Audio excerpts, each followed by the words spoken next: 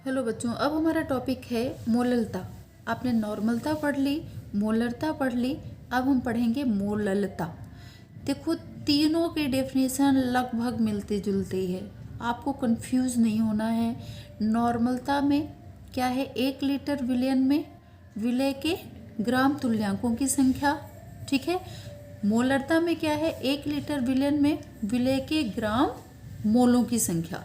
अब हम मोलरता में क्या देखते हैं? वहाँ पे लीटर में विलयन था, तो यहाँ पे क्या है? किलोग्राम में, ठीक है। तो 1 किलोग्राम विलायक, वहाँ पे विलयन दिया था, यहाँ पे क्या है? विलायक, ठीक है। विलायक मतलब जैसे हमने ये पात्र ले लिया, तो इसमें हमने 2 चीज़ें डाली, जैसे हम शिकंजी बनाते हैं ना, शरबत बनाते हैं चीनी और पानी का, तो पानी घोलने वाला कौन होता है? विलायक। और जो हम चीनी डालते हैं वो किसका काम करती है? विलेय का, ठीक है। तो यहाँ पे हम कौन क्या ले रहे हैं? विलायक, ठीक है। तो विलायक में विलेय के मोलों की संख्या, मतलब पानी में चीनी के मोलों की संख्या, उस विलयन की मोललता कहलाती है, ठीक है। तो यहाँ पे हो जाएगा 1 किलोग्राम विलायक में घुले हुए मोलों की संख्या या विलय के मोलों की संख्या उस विलयन की मोललता कहलाती है। मोललता को हम किससे दर्शाएंगे? स्मॉल m से। इक्वल टू विलय का ग्राम में भार, पहले जैसे नॉर्मलता मोलरता में वैसे इसमें भी भार, फिर ये भी स्वयं वैसे ही विलय का अणुभार इनटू विलायक का भार। पहले वाले में मोलरता और नॉर्मलता में क्या था? विलयन का आयतन, इसमें क्या है? विलायक का भार, किसमें? किलोग्राम में, ठीक है। इसको किससे प्रदर्शित करेंगे? कैपिटल W से। अब इससे रिलेटेड एक सवाल कर लेते हैं। 75 ग्राम बेंजीन में घुले 2.5 ग्राम एथेनोइक अम्ल के विलयन की मोललता निकालिए। तो बच्चों, सबसे पहले हमने क्या बोला कि जो यहाँ पे आपका विलय दिया हुआ है, जैसे इसमें क्या दिया हुआ है? एथेनोइक अम्ल। इसका सूत्र क्या होता है एथेनोइक का? हम इसको हल कर लेते हैं। क्या सूत्र होता है एथेनोइक का? CH3COOH। आपने IUPAC नाम पढ़ा होगा ना, तो आपने पढ़ा होगा कि जब कार्बोक्सिलिक समूह रहता है तो लास्ट में क्या लग जाता है? ओइक, ठीक है। एथेनोइक क्यों? क्योंकि यहाँ पे कार्बन 2 है, तो एथेन प्लस ओइक क्या हो गया? एथेनोइक। चलो, हम आपको सेकेंड केमिस्ट्री का IUPAC नहीं पढ़ा रहे, बस नॉर्मली आपको समझा रही हूँ। अब इसका अणुभार निकालेंगे सबसे पहले। तो कार्बन का बच्चों कितना होता है? 12, परमाणु क्रमांक 6, तो परमाणु भार जस्ट डबल, 6 दूनी 12, प्लस हाइड्रोजन का कितना हो जाएगा? 3, क्योंकि परमाणु क्रमांक 1 होता है, ठीक है। फिर कार्बन का फिर से कितना हो जाएगा? 12, फिर 2 ऑक्सीजन है, तो बच्चों ऑक्सीजन का आपका कितना हो जाएगा? ऑक्सीजन का दोनों को इकट्ठा कर लेते हैं तो 16 दूना 32, और हाइड्रोजन का फिर से कितना हो जाएगा? 1, ठीक है। समझ में आ रही है बात? ठीक है। तो यहाँ पे CH से COOH C। अब यहाँ पे इसका कार्बन का 12, हाइड्रोजन का 3, कार्बन का 12, ऑक्सीजन का 32 और हाइड्रोजन का 1, ठीक है। अब हमारा जो अणुभार निकल के आएगा बच्चों, तो इन सबको जब हम टोटल करेंगे तो हमारा निकल के आएगा 60।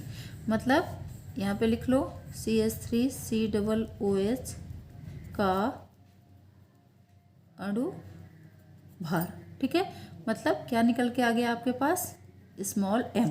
कितना दिया है आपका? 60, ठीक है। अब सूत्र लिख लेते हैं। सूत्र आपको पता है, मोलरता इक्वल टू विलय का भार W। ये भी किस में आएगा बच्चों? ग्राम में, ठीक है। फिर नीचे स्मॉल m इंटू आपका कैपिटल W, क्योंकि क्या दिया है? विलायक का क्या दिया हुआ है इसमें?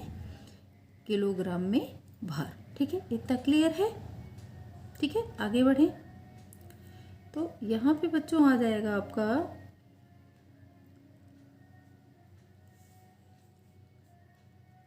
देखो, स्मॉल w आपका कितना दिया हुआ है? स्मॉल w आपका कितना दिया हुआ है? ये सवाल में कितना दिया हुआ है? 2.5, तो यहाँ आ जाएगा 2.5 अपॉन आपका m कितना दिया हुआ है? ये निकाला था हमने कितना? 60, ठीक है। इनटू, ठीक है।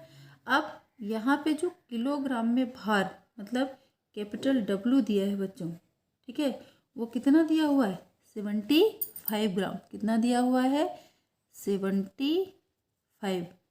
किस में दिया है ये ग्राम में। अब इसको किलोग्राम में चेंज करने के लिए आपको पता है क्या करेंगे, इसमें वही पुराना अपना फॉर्मूला 1000 से डिवाइड, ठीक है। तो जब डिवाइड कर देंगे बच्चों तो W इक्वल टू 2.5/60 और इंटू,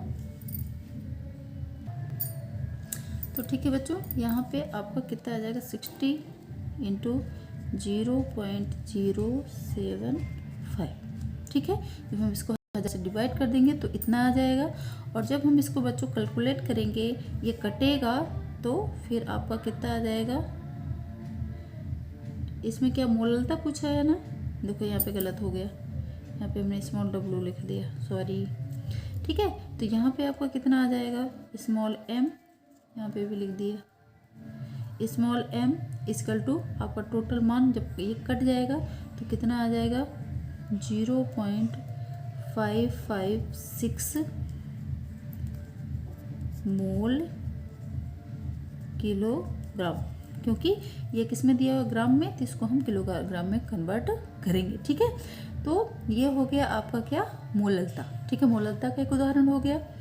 इसमें ज़्यादा कुछ नहीं करना है। देखो 4 टॉपिक इसमें इम्पॉर्टेंट है, मोललता, मोलरता, नॉर्मलता, ठीक है, मोल प्रभाज, ठीक है। इससे बहुत ज़्यादा सवाल आते हैं। तो जब आप इनको कर लेते हो, और देखो फॉर्मूला भी लगभग एक जैसा है, थोड़ा बहुत चेंजमेंट है, बाकी बिल्कुल एक जैसा है, सवाल भी उसी तरीके से करने हैं। तो अगर आप इन चीज़ों को कर लेते हो ना, ये फॉर्मूले याद कर लेते हो, इन सवालों की प्रैक्टिस कर लेते हो, तो आप ना केमिस्ट्री में धुआं उठा दोगे। सिर्फ इससे नहीं, आपको थ्योरी भी पढ़नी है, रिएक्शन भी पढ़नी है, मेथड भी आती हैं, पर टॉपिक आपके निश्चित हैं। आप अनसॉल्व पेपर उठाओ और इन सवाल की ना प्रैक्टिस करो, और बाकी जो भी रिएक्शन वगैरह आती हैं, मेथड आती हैं, उनकी प्रैक्टिस करो। बस आपका एग्ज़ाम क्लियर, आपके 80 क्या 90 से ऊपर आ जाएंगे। आप प्रैक्टिस तो करो, बस थोड़े दिन के लिए फेसबुक, इंस्टाग्राम, रील्स, ठीक है ना, ये थोड़ा साइड कर दो, बाकी आपके बहुत अच्छे नंबर आएंगे। आपको अपने ऊपर भरोसा हो ना हो, मुझे ज़रूर है आपके ऊपर, ठीक है। चलो, तो ये हुआ आपका वीडियो कंप्लीट। Thank you.